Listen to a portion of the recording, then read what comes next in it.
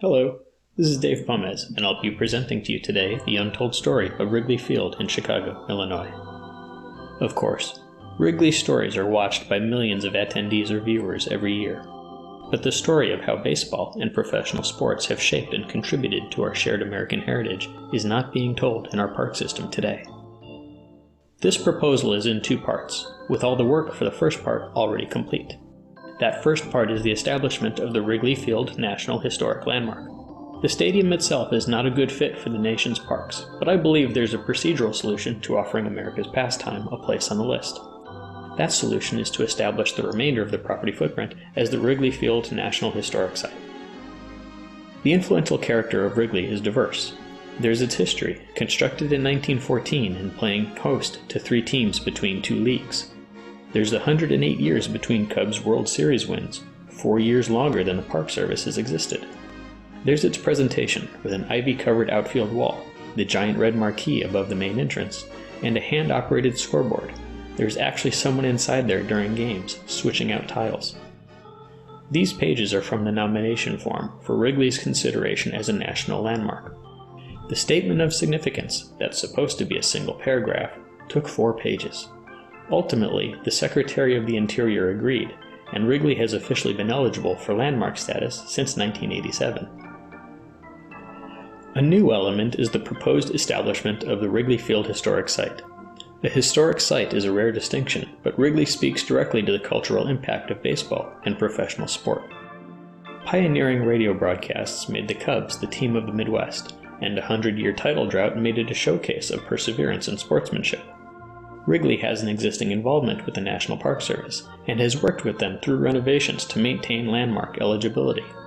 That existing relationship can be built upon in a learning experience for the Park Service ahead of future such unconventional arrangements. The establishment of the site is expected to be welcomed by both city residents and general fans of the sport. Wrigley has been a city landmark since 2004, so there will likely be some surprise that it wasn't already a national landmark. Recognition of the park should also be welcomed by the team's professional peers for the benefit of association. Wrigley, after all, is a sum of those teams as well. The legendary moment when Babe Ruth of the New York Yankees pointed to the stands calling his shot before hitting a home run happened at Wrigley. On the other hand, some opposition is possible.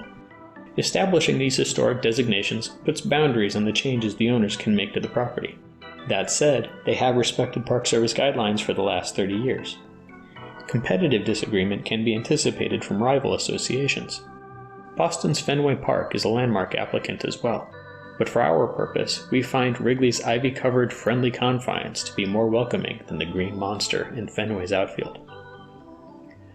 The National Park Service's process grants owners discretion if they object to a landmark being established out of their assets, but there is a review available if the Secretary feels the historical contribution merits the recognition. Wrigley has cleared just such a hurdle, and the establishment of these locations is within procedural reach.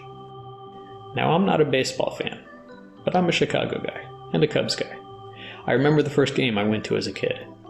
Growing up with the Cubs was like enjoying an ongoing object lesson in humility. And if you were laughing at our team, well, we were too. You had to laugh. It was the Cubs.